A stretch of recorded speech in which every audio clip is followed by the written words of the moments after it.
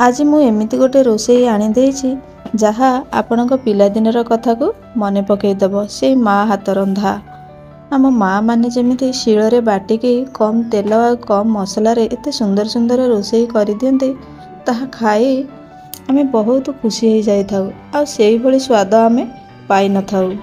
आमे जेते रोषेई कले मध्य आम माँ रोषेई सहित केबे भी समान हेई न थाए। मु आज रोषेई करूची सारू आलू बाइगण अल्प भंडा तापरे शिल बटार मसला से साधा सीधा सिंपल पियाज रसुण अदा आ बेसर एवा को नहीं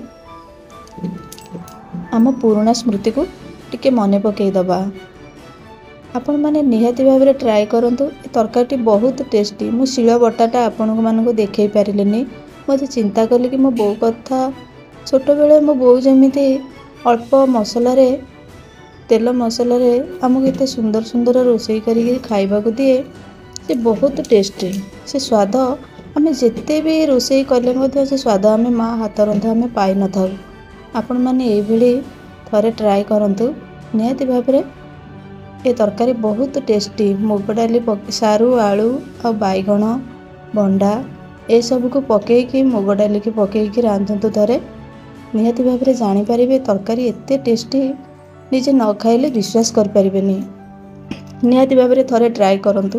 मेरे तो आगुरु मुग डाली की भिजेकी रखी देइथिली। परिवार तो मु यही सब नेइची सारू आलू बाइगण अल्प भंडा तापरे मु स्वाद अनुसार लूण पकई दउची। मु तो बेसी किछि इतरे मसला नेइने। मु से पुराना स्मृति को मने पकई आज थरे ट्राए कली तरकारी। कि सतरे आपण माने विश्वास करि परिबेनी बहुत टेस्ट लागुथिला। आपण माने निश्चिंत ट्राए करंतु। पुणी मु ताकू शिଳରେ बाटिकी नेइछि। मसलाटा मोर शिଳରେ बटा। सारू सीझीगला परे आपण माने एमती फिटेई देबे। गोटे चामच साहाय्य एमती चापी चापी देबे।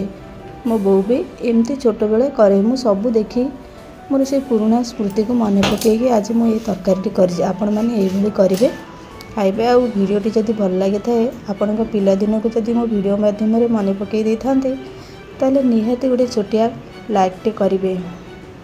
भल लगी निश्चिंत सब्सक्राइब करेंगे।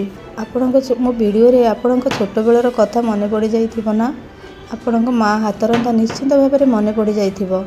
एई शिल बटार स्वाद कोउठी न थाए।